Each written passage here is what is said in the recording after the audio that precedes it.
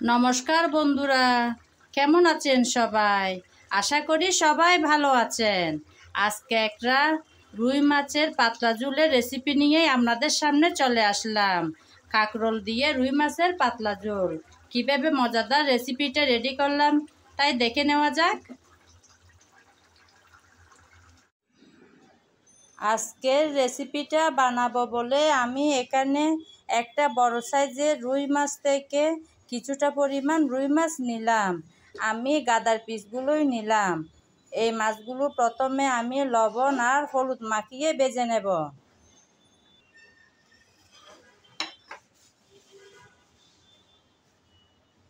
এই যে আমি কাঁকরোল দিয়ে রান্না করব বলছিলাম না, এই যে কাঁকরোল নিয়েছি। এখানে 5টার পরিমাণ আমি কাঁকরোল কেটে ধুয়ে পরিষ্কার করে নিয়েছি। আমি এরকম লম্বি সাইজ করে কেটে নিলাম। আপনারা আপনাদের ইচ্ছা মতো সাইজ করেও কেটে নিতে পারেন। এখন রেসিপিটা বানানোর পালা। প্রথমে আমি মাছের মধ্যে লবণ আর হলুদ মাখিয়ে নেব।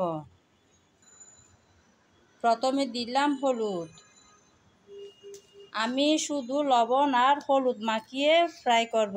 আপনারা চাইলে মরিচও দিতে পারেন। লবণ আর হলুদ আমি ভালো করে মাছের গায়ে গায়ে মেখে নেব।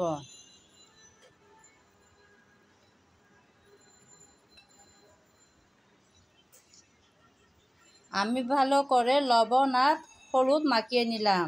এখন ভেজে নেওয়ার পালা। প্রথমে মাছগুলো ভেজে নেব বলে চুলায় একটা প্যান বসিয়ে তাতে কিছুটা পরিমাণ তেল গরম করে নিলাম। গরম তেলে এখন আমি মাছগুলো একটা একটা ছেড়ে দেব।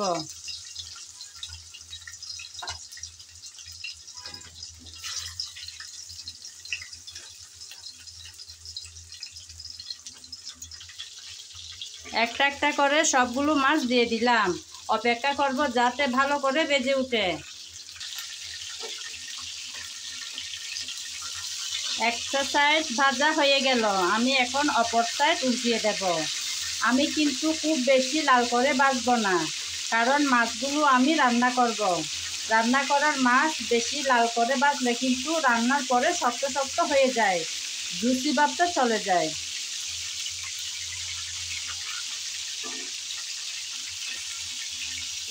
একটা একটা করে সবগুলো মাছ আমি উল্টিয়ে দিলাম। এখন অপেক্ষা করব যাতে মাছগুলো দুটোটা পিঠ ভালো করে ভাজা হয়ে যায়।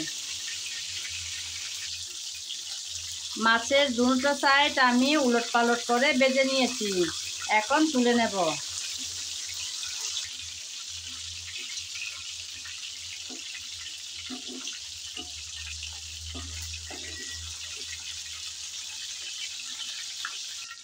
সবগুলো মাছ আমি ভেজে তুলে নিলাম।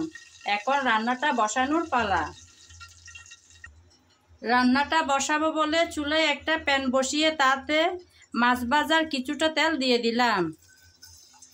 তেল গরম হয়ে গেল। গরম তেলে আমি এখন পেঁয়াজ কুচি দিয়ে দিলাম।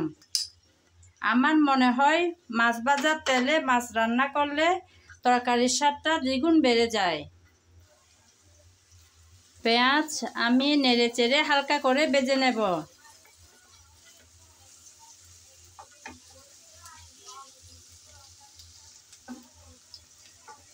পেঁয়াজ আমি হালকা করে নেড়ে চেড়ে ভেজে নিলাম। এখন আদা বাটা রসুন বাটা দিয়ে দেব। প্রথমে দিলাম আদা বাটা, তারপর রসুন বাটা। আদা রসুন বাটা দিয়ে হালকা করে নাড়িয়ে নেব যাতে কাঁচা গন্ধটা চলে যায়। আমি হালকা করে ভেজে নিয়েছি। এখন মশলা দিয়ে দেব। এখন দিলাম হলুদ, এখন দিলাম মরিচ,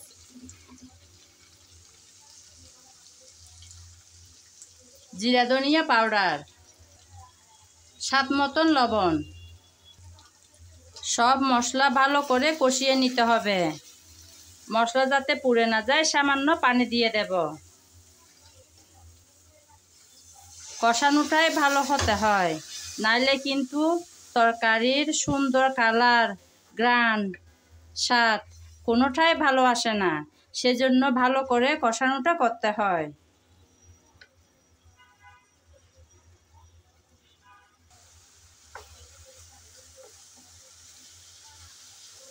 আমি ভালো করে নেড়েচেড়ে মশলা কষিয়ে নিয়েছি। মশলাটা অবশ্যই ভালো করে কষাতে হবে।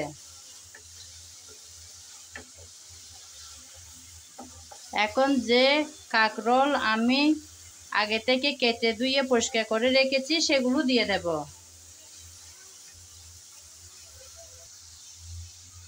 কাঁকরোল দিয়ে দিলাম। কাঁকরোল দিয়ে আমি ভালো করে নেড়েচেড়ে কষিয়ে নেব।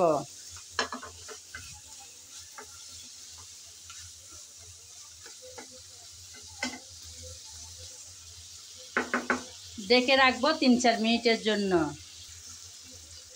ফিরে আসবো 3-4 মিনিট পর। আমি 3-4 মিনিটের জন্য ডেকে কাঁকরোল কষিয়ে নিলাম। আর কিন্তু কষাতে হবে না, ভালো করে কষিয়ে নিয়েছি। আমি এখন একটা টমেটো কেটে রেখেছি, সেটা দিয়ে দেব। টমেটোটা দিয়ে আবারও নেড়েচেড়ে একটু কষিয়ে নিতে হবে।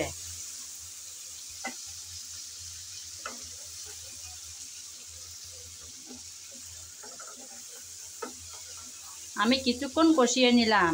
এখন পানি দিয়ে দেব। এখন পরিমাণ মতো পানি দিয়ে দিলাম।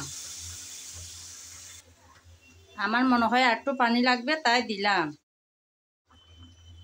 ঝোলের পানি কিছুক্ষণ আমি ফুটিয়ে নিলাম। এখন ভেজে রাখা মাছগুলো দিয়ে দেব।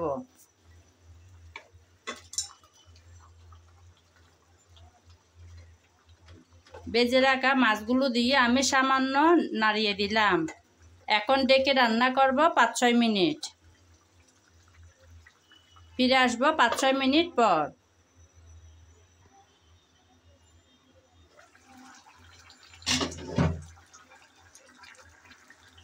আমি ঢেকে রান্না করে নিলাম 5-6 মিনিট। একটু হালকা হাতে নাড়িয়ে দিলাম।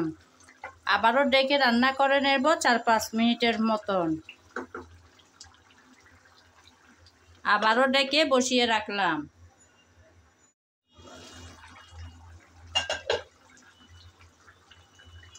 বন্ধুরা, আমার রান্না কিন্তু প্রায় রেডি হয়ে গেল। এখন আমি চুলাটা বন্ধ করে আবারও 2-3 মিনিটের জন্য ঢেকে রাখবো।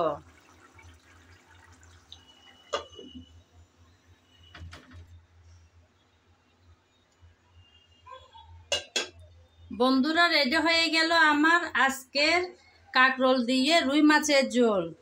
রান্না হওয়ার পর আমি 2-3 মিনিট ঢাকনা দিয়ে চুলা বন্ধ করে রেখে দিয়েছিলাম। দেখুন বন্ধুরা, কতই না সুন্দর একটা কালার চলে আসছে। এখন পরিবেশনের পালা। রেডি হয়ে গেল কাঁকরোল দিয়ে রুই মাছের পাতলা ঝোল। অনেক সহজ করে কিন্তু আজকের রান্নাটা আমি করে দেখালাম, যাতে যে কোনো কেউ আমার রেসিপিটা ফলো করে ট্রাই করতে পারেন। আমার রেসিপি যদি কারো ভালো লেগে থাকে তাহলে আমার চ্যানেলটি সাবস্ক্রাইব করে আমার পাশে থাকবেন, লাইক কমেন্ট শেয়ার করবেন। আর যদি ফেসবুক পেজে দেখে থাকেন তাহলে পেজটি ফলো করে দেওয়ার অনুরোধ রইল। আজ এ পর্যন্ত। সবাই ভালো থাকবেন। নমস্কার।